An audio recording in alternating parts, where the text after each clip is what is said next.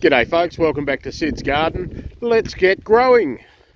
So it's about, we finished daylight savings, it's about 5:30, which means it'll be dark in about half an hour.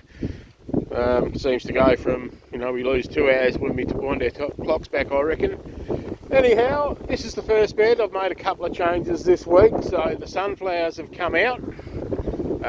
So the corn's there still. Yeah, I might, if we get enough warm weather, I might get a little crop off it. Let's see. So we've still got the lettuces going. Might get one more harvest off. We'll get at least one more off most of it. In this little patch here, I've sown my next round of radishes. They went in yesterday, Monday today. So along here where the sunflowers were, I'm going to put a little bit of probably blood and bone and maybe a little bit of fertiliser just in that little track there, and that'll have broad beans in it, possibly going in tomorrow. And then we'll move back over here to this bed. You can see over the other side there, the turnips, although they're a bit sparse, the ones that are there are getting a real hammer on. So is the beetroot. Onions and carrots are doing very nicely. And the parsnips that are there are ticking along okay. So what I have actually done with the parsnips, that's a stinging nettle, is that particular little patch of the bed I'm watering with rainwater, because I don't think they like the salt water, and I want to get as many as I can, which won't happen if the cats keep helping me. But anyway, that's all right. So this is the reason I've planted the next lot of radishes.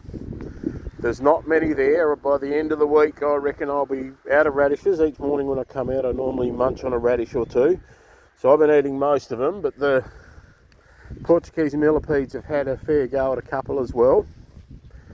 So, yep, so the radishes are nearly done. That little stretch along there where the radishes are, when they're gone, I'll be planting some silver beet, or we call it silver beet. Swiss chard is what it's called.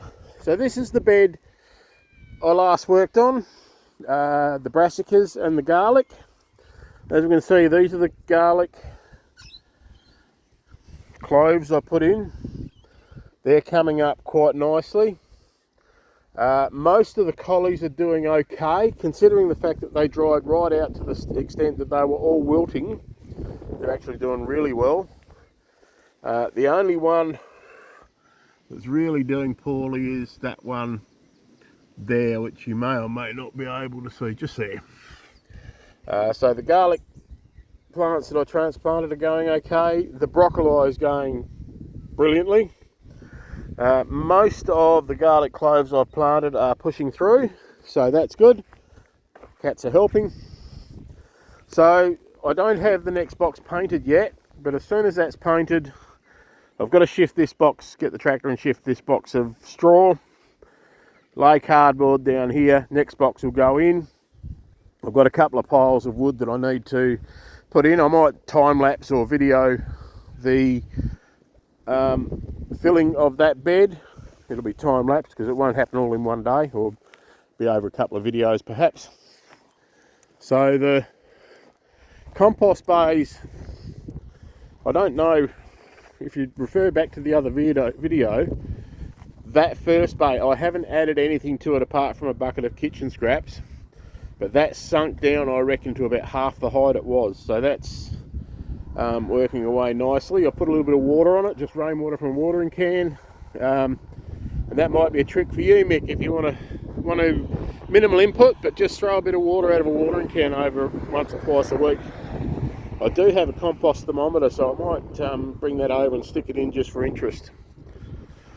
Anyway, thanks for coming along and having a look this week, and I will see you next time.